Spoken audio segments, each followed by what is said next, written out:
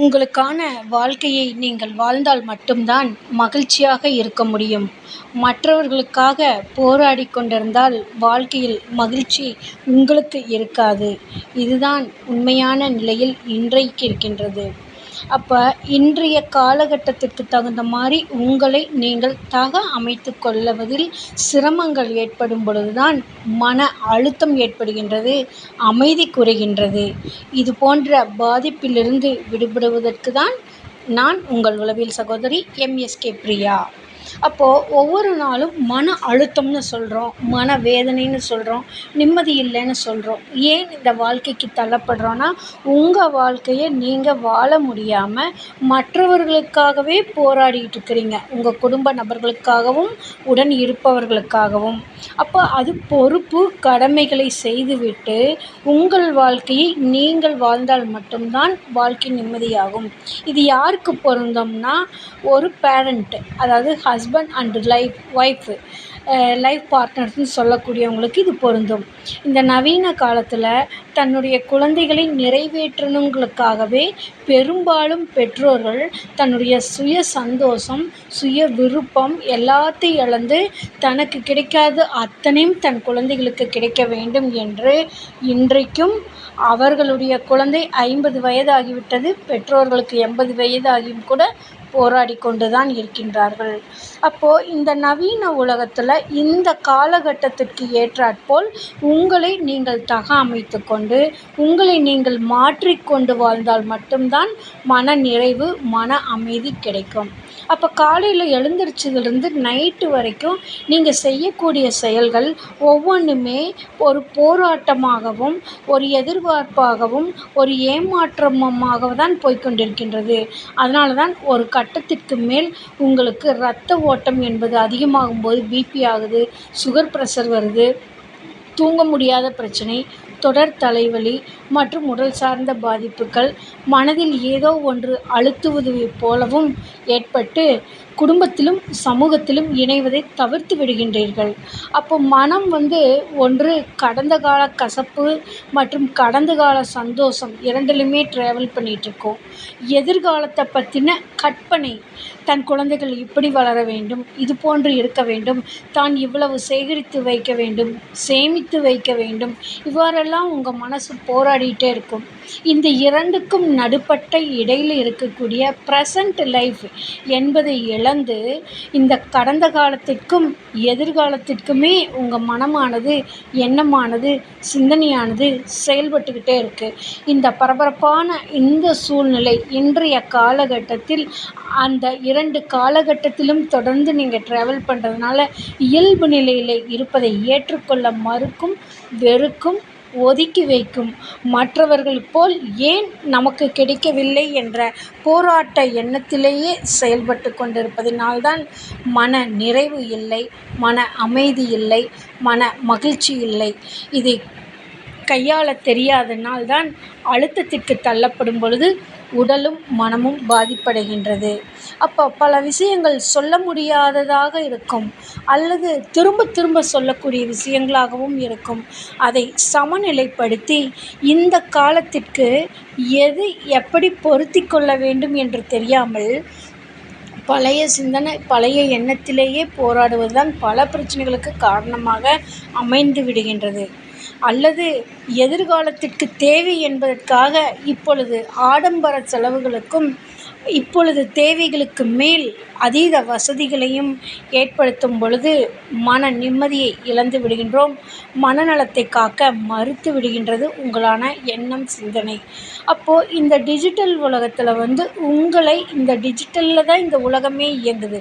எல்லாமே கையடக்கத்துக்குள்ளே இருக்கிற எல்லா செயல்பாடுகளும் இருக்குது. இந்த கையடக்கத்துக்குள்ளே இருக்கக்கூடிய நாகரிக வாழ்க்கையில் தனக்கு நாகரிகம் எப்படி உருவாக்கி கொள்ள வேண்டும், எப்படி அதை மேம்படுத்தி கொள்ள வேண்டும் தெரியாதம மற்றவர்கள் கார் வாங்கினா நம்ம கார் வாங்கணும், மற்றவர்கள் வீடு கட்டினா நம்ம வீடு கட்டணும் அப்படின்னு அந்த மேம்போக்கான பார்வையும் மேம்போக்கான எண்ணமும் தான் உங்களை பிரச்சனைக்கு உண்டாக்குகின்றது. உங்கள் மூளையை தூண்டுகின்றது. இது உங்களை சோர்வடைய செய்கின்றது. மன அழுத்தத்திற்கும் வேதனைக்கும் தள்ளிவிட்டுகின்றது. இயல்பு வாழ்க்கையை வாழ முடியாமல் ஒரு போலி வாழ்க்கையை வாழ வேண்டிய சூழலுக்கும் கூட உங்களை தள்ளிவிடுகின்றது. இது எல்லாம் நீங்கள் மறைத்து உங்கள் குழந்தைகள் மத்தியிலும், குடும்ப நபர்கள் மத்தியிலும், நண்பர்கள் மத்தியிலும் சிரித்து பேச வேண்டியதாக இருக்கிறது. இந்த சிரிப்பு உள்ளார்ந்த சிரிப்பு இல்லாமல் ஒரு செயற்கை சார்ந்த நடிப்பாகவும் உங்களுக்கு மாறிவிடுகின்றது. இந்த நடிப்பு தினமும் கொடுக்க முடியாதல்லவா? அது ஒரு சூழலில் உங்களை தனிமைப்படுத்திக் கொள்கின்றீர்கள். இவர்களிடம் பேசுவது எப்படி? இவர்கள் நன்றாக இருக்கிறார்கள், நாம் இப்படி இருக்கின்றோம் என்று தெரிந்தால் நம்மளை ஒதுக்கி விடுவார்களோ என்று உங்களை நீங்களே சுருக்கிக் கொண்டு தனித்து கொண்டு அந்த கோபம், வெறுப்பு, ஆதங்கம், ஆத்திரம் உங்கள் மேலும் உங்களை நம்பி இருக்கக்கூடிய குழந்தைகளின் மேலும் திணிக்க வேண்டிய சூழல் வரும்பொழுதுதான் குடும்பம் என்று விலக ஆரம்பித்து விடுகின்றது. தாய் மகன் பிரச்சனை, அம்மா அப்பா மகன் பிரச்சனை, குடும்பமே வேண்டாம் என்று விலகிப் போகுதல், நான் தனிமையை விரும்புகின்றேன் என்று பல கட்டங்களுக்கு தாண்டுதலும் கூட இதனால்தான். அப்போ உங்கள் மனம் அலைபாய்ந்து கொண்டே இருக்கின்றது. நேற்று விட இன்று வேண்டும், இன்று விட நாளை வேண்டும், நாளை விட மறுபடியும் வேண்டும் என்று போராடி கொண்டே இருக்கிறது. அப்போ போராட்டம் உங்களை நீங்கள் தனிமைப்படுத்திக் கொள்வதற்கல்ல, வாழ்வதற்கும் குடும்பத்தோடும் சமூகத்தோடும் இணைந்து வாழ்வதுதான் மகிழ்ச்சி. இதில் ஏற்படக்கூடிய சாதகம் பாதகங்களை கண்டறிந்து உங்களை மறுசீரமைக்கும் பொழுது நீங்கள் மகிழ்ச்சியாக மனநிறைவோடு இருக்க முடியும். அப்போ நீங்கள் நிறைய மோட்டிவேஷன் கேட்டிருப்பீங்க, அட்வைஸ் கேட்டிருப்பீங்க, ஆறுதல் வார்த்தைகள் கேட்டிருப்பீங்க. நீங்களே ஒரு வார்த்தைகளுக்கு ஒரு அர்த்தத்தை ஃபிட் பண்ணிக்கொண்டு இதுதான் சரி, இதுதான் இப்படி என்று ஒரு ஐடியாவில் நீங்களே செயல்படுறப்ப தான் பல நேரங்களில் உங்களுக்கு பிரச்சனையாக மாறுது. எப்படின்னா, நீங்கள் எதிர்பார்த்தது போல உங்களுக்கு குழந்தைகளுக்கு கிடைக்கவில்லை என்று. உங்கள் குழந்தைகள் சொல்வார்கள், நான் எதிர்பார்த்தது போல் செய்யாமல் நீங்கள் உங்களோடதை எங்களுக்கு திணித்து விட்டீர்கள் என்று. இந்த போராட்டம் தான் உங்கள் நிம்மதியை இழக்கச் செய்கின்றது. அப்போ வாழ்க்கைங்கிறது இன்பத்தோடையும் சந்தோஷத்தோடையும் மன நிறைவோடும் வாழ்வதற்கு தான் வாழ்க்கை.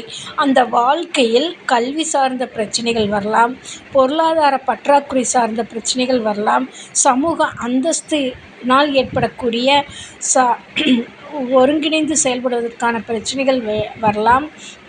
இதனால் உங்களுக்கு ஏற்படக்கூடிய உடல் சார்ந்த மனம் சார்ந்த பாதிப்புகள் சோர்வு நிலைக்கும் கூட தள்ளிவிடலாம். முன்பு போல இப்பொழுது வாழ முடியவில்லையே என்ற ஏக்கம், முன்பு போல நாம் சந்தோஷமாக இல்லவில்லையே என்ற ஏக்கம், முன்பு இப்படியெல்லாம் கஷ்டப்பட்டு இப்போ ஒரு நிலைக்கு வந்தவுடன் அதுவும் நம்மளுக்கு நிற்கவில்லையே என்ற சோகம், இது எல்லாம் தான் உங்களை வாட்டி வதைக்கும் பொழுது மனம் அமைதியை கெடுக்கின்றது.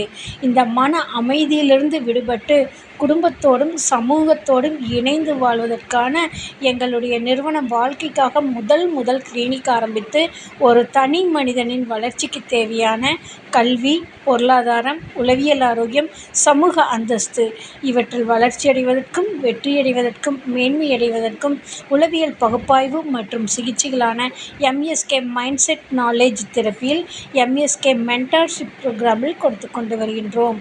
இந்த MSK மென்டார்ஷிப் அப்படிங்கிறது உங்களுடன் நாங்கள் பயணித்து உங்களுடைய அறிவு பாதை எதை நோக்கி செல்கின்றது, எங்கு நீங்கள் ஒரு வார்த்தைக்கு, ஒரு எண்ணத்திற்கு, ஒரு செயலுக்கு எப்படி அர்த்தத்தை பதிய வைத்து செயல்படுகின்றீர்கள், எங்கு உங்களுக்கு பாதகங்கள் அதிகமாக வருகின்றது என்பதை உளப்பகுப்பாய்வு செய்து அதற்கான சிகிச்சைகளை கொடுக்கும் பொழுது நீங்கள் இந்த உலகத்திற்கு உங்களை தயார்படுத்திக் கொண்டு அமைத்துக் கொள்ளவும், உங்களை மேன்மைப்படுத்திக் கொள்ளவும், சமூகத்தில் அந்தஸ்து பெறுவதற்கும் உளவியல் பகுப்பாய்வு மற்றும் சிகிச்சைகளை எங்களுடைய நிறுவனத்தில் MSK லைஃப் கிளினிக் ஃபவுண்டேஷனில் MSK மென்டார்ஷிப் ப்ரோக்ராமில் கொடுத்து கொண்டு வருகின்றோம்.